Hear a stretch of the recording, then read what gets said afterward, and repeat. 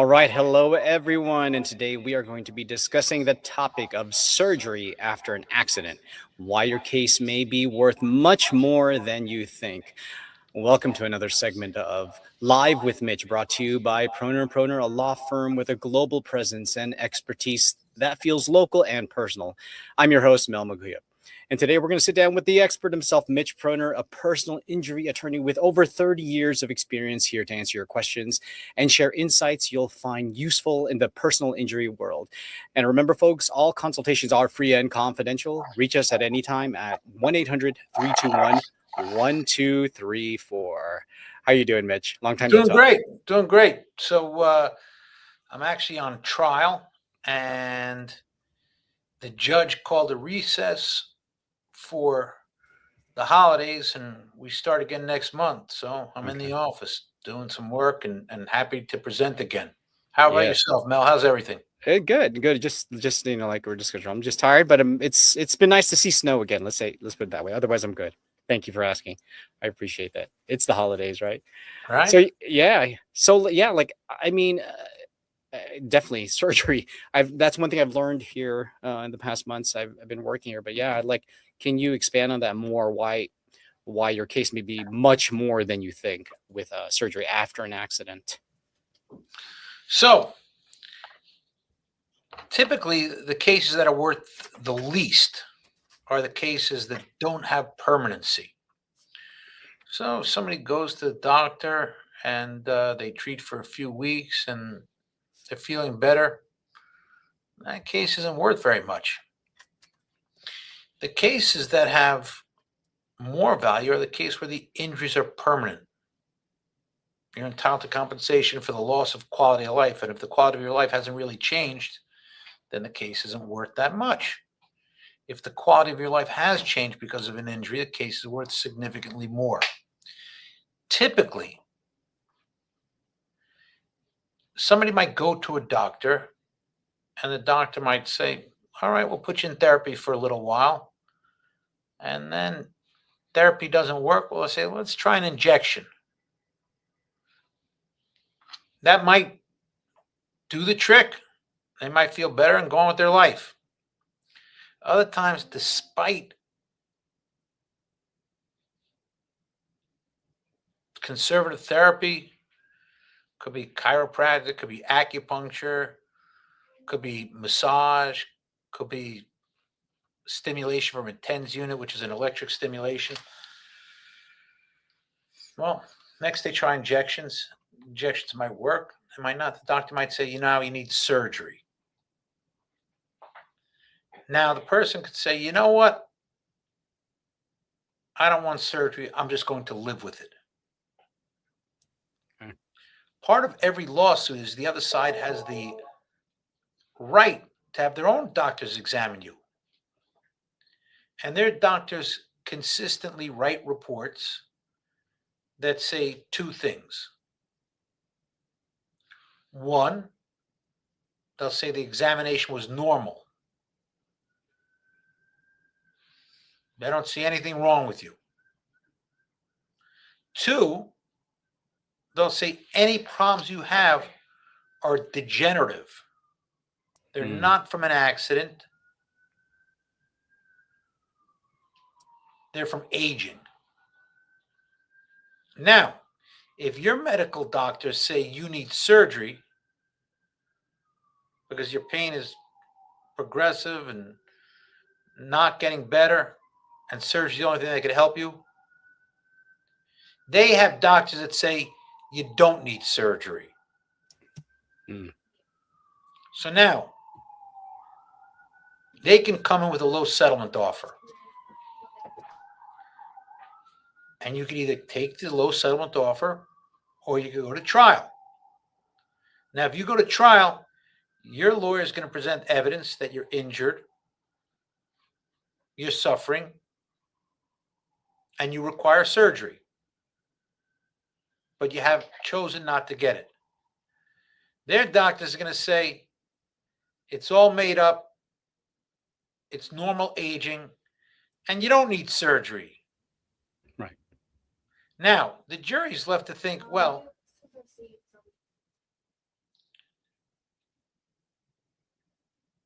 I guess the doctors are saying they need surgery, but maybe they just don't want it. And then they hear the defendant saying they don't need surgery. And if the pain was so bad, she would have gotten the surgery, or he would have gotten the surgery. And the jury's left, maybe the other side's right. Maybe they don't need the surgery. Maybe it is from aging. On the other hand, if somebody has surgery, the jury's left to think, well, pain must have been pretty bad if they needed the surgery. Right. And the other side's left saying, well, they made a good recovery and the surgery wasn't for the injury, it's just for aging.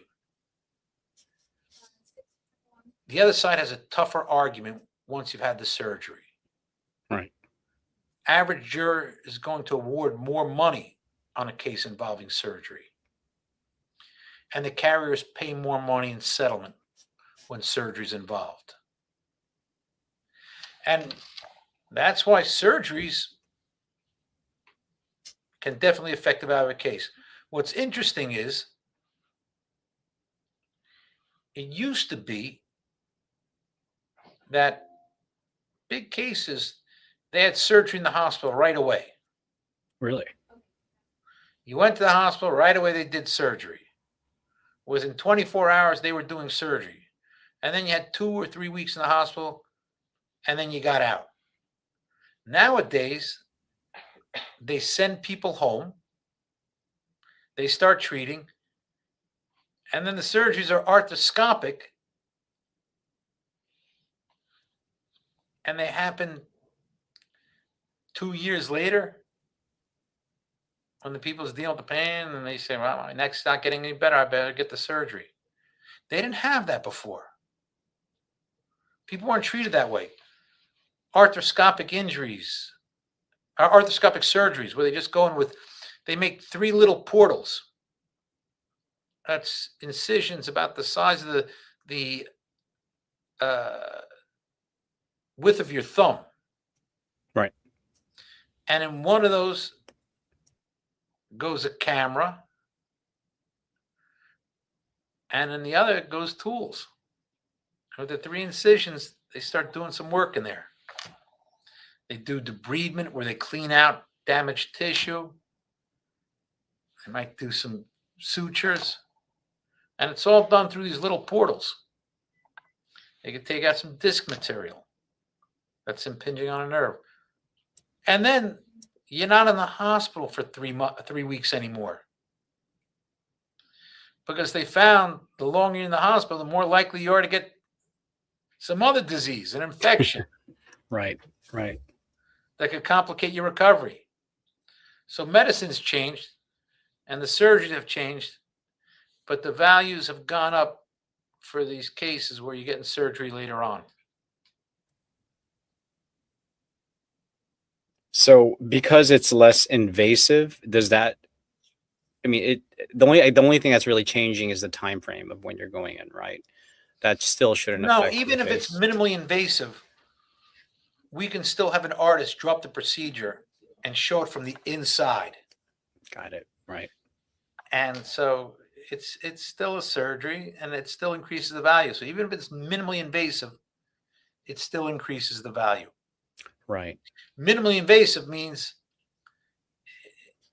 there's a faster recovery time, and hopefully the patient, which is our client, gets some relief. Hopefully the surgery is successful. I had a doctor on the stand just last week, and he says, I tell my clients after next surgery, I say, you could try and go back to work doing construction. My client had other issues. Right. That prevented him from going back to work. He had multiple injuries. But the neck surgeon said, I tell my clients they can go back to work. Interesting, the shoulder surgeon said, no, he can't, the one that did the arthroscopic, because he can't do the overhead and the lifting. Okay. But the neck surgery, which was a big surgery, where they went through the neck and they cut it open and increased the value more, that doctor said he could go back. So it all depends on the surgeon and the patient. But those cases typically They're I've been successful getting multi-million-dollar results for my clients. Right. I did have a question for you in terms of permanency. Just for my clarification, I'm sure for other viewers out there, one example of permanency is like a lost limb. But then, what if someone has a broken arm that is fractured? Is that the next level down from a permanency, or is that within permanency? For every injury, it's not what I say it is, and it's not what the client says it is. It's what the doctor says it is. So the Okay. doctor has to come in and he has to say three things. One,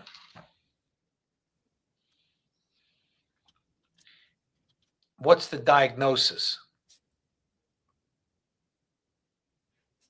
So in your scenario, broken arm. Right. All right, that's the diagnosis: fractured ulna and radius, fractured humerus, broken arm. Humerus is this bone here. Ulna and radius is this bone here.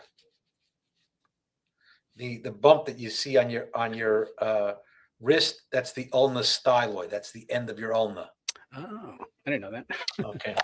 And the other bone next to it is the radius, and that makes up your forearm. So broken arm would be one of those three bones. Okay. Now, the doctor is the one that would come in and say,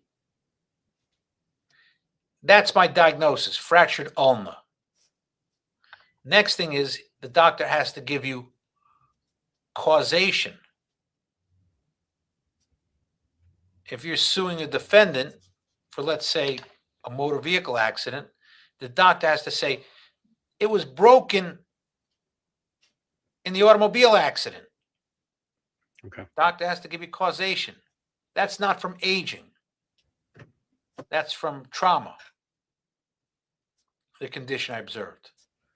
So it has to give you the diagnosis, has to give you causation, and then has to give you a prognosis.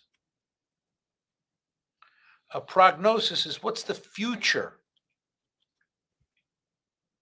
And the doctor could say, it healed without complication. It was a mid-shaft fracture. There's going to be some scar tissue that forms there. I don't see any complications. I don't see where that's going to bother him. He's probably going to never feel it again. There's no permanency. Got it. Or the doctor could say, that fracture went through the articular surface of the wrist. Once the articular surface is the covering of the joint, once it's disrupted, you're going to have greater arthritis, greater limitation of motion. It's going to be progressive with a reasonable degree of medical certainty. There's going to be loss of strength, restriction of movement, and the damage is permanent. There. Okay. That makes sense. Once the doctor gives you that permanency, you're now entitled to not just damages up until the time the doctor said you're all better, but now you're entitled to damages for the rest of your life expectancy. Everybody has a statistical life expectancy. Right. So your statistical life expectancy might be you'll live to 78 years old.